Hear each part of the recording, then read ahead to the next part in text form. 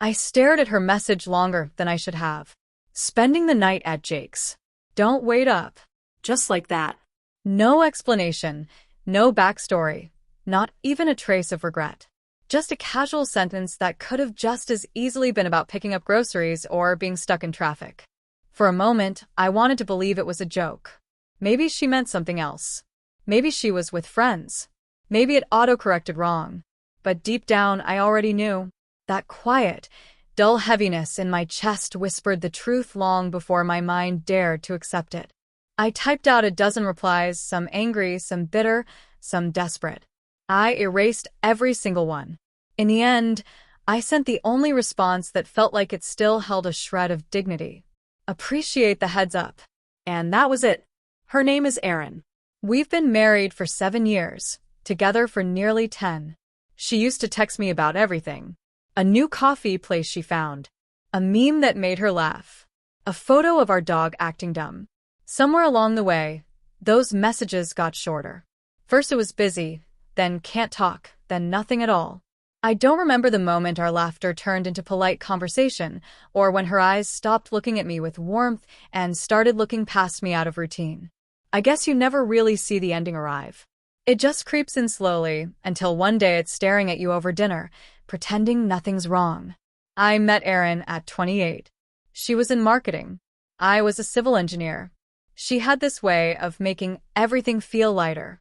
When we got married, I truly believed I'd found peace. She used to say we were a team, her words. I held on to that like a vow. But teams don't disappear for the night, without saying why. I didn't call her. I didn't even text again. I just placed my phone down and stared at the ceiling for what felt like hours. The house felt bigger that night, emptier too.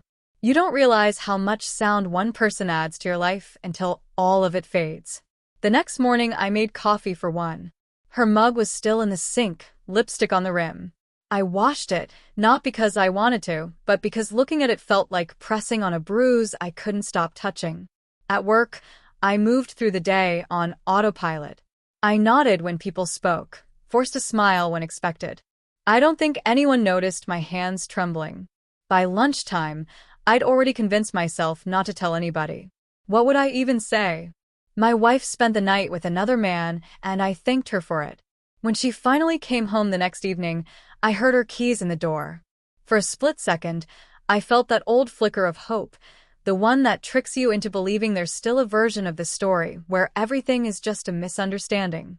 But the second she walked in, that illusion shattered. She looked different. Not guilty, not anxious, just distant, like I was a roommate she vaguely remembered agreeing to live with. "Hey," she said softly, setting her bag down. "Hey," I replied. The silence that followed felt suffocating. I wanted to ask why. I wanted to shout, to cry, to collapse, anything but stand there like a stranger in a house that used to feel like ours. Instead, I asked, "Did you have a good night?" She paused just for a heartbeat. Something flickered in her expression. A trace of discomfort, maybe shame, but it vanished fast. "Jake's girlfriend was there," she said. "We all hung out. It got late." She didn't even meet my eyes. I nodded slowly. "Good to know," I muttered. That was when I realized our marriage wasn't fading. It was already gone. I'd just been too faithful to admit it. That night, while she showered, I opened my laptop. No dramatic posts, no furious messages to friends, just bank records, login details, shared accounts. I began quietly creating space, the kind you can't see yet, but eventually becomes impossible to ignore. When she walked out, towel wrapped around her hair, she asked if I was okay. "Never better," I said. And for the first time, I meant it because I had finally stopped pretending. Over the next few days, Erin acted like nothing had happened. She still left early for work, came home late, and sat scrolling on the couch with that distant half-smile I once believed was only for me. I didn't push. I didn't demand explanations. I simply observed, calm and resigned, the way you watch a candle burn down to its final trace of wick, certain of what's coming. On Thursday, she mentioned she'd be staying late again. "Big campaign deadline," she said. Her tone was smooth, too polished, like it had been rehearsed. I smiled and told her to take her time. That evening, I packed a bag. Not much, just clothes for a few days, my laptop, some files. I reserved a hotel on the other side of town and left my house key on the kitchen counter beside her favorite mug. Inside it, I placed my wedding ring. No note, no speech, just silence, the kind that speaks louder than words. I didn't check my phone once that night. For the first time in years, I slept without waking, without waiting for footsteps or a door to open. Just quiet, uninterrupted rest. By morning, she had already called 3 times. I didn't pick up. When I finally looked at her texts, they were predictable. Confusion first, then frustration, then anxious concern. Where are you? This isn't funny. We need to talk. I responded once. Appreciate the heads up again. She called less than a minute later. I let it ring. I spent the weekend at the hotel eating takeout and combing through our finances. The numbers were honest. Transfers, unknown expenses, dinners never mentioned. Maybe they were harmless. Maybe not. I realized I no longer cared. Love doesn't survive in the land of maybe. By Monday, she showed up at my office. My receptionist said a woman was waiting. Before I could reply, Erin walked in. She looked exhausted, like someone who hadn't slept well in days. Can we talk? She asked quietly. I nodded toward the chair across from me. Sure. She sat, hands folded in her lap. You just disappeared, she said. No message, no explanation. I leaned back, studying the face I once knew better than my own. The face that used to make everything feel worth it. You did the same thing, I said calmly. You just did it from Jake's. Her jaw tensed. It wasn't like that. A faint smile touched my lips. Then what was it like? She didn't answer. Her eyes lowered, then met mine again. I messed up, she whispered. I got too comfortable. I thought you'd always be there. There it was, the truth, bare and quiet. For a moment, I almost pitied her. Almost. I was there, I said gently. Even when you weren't.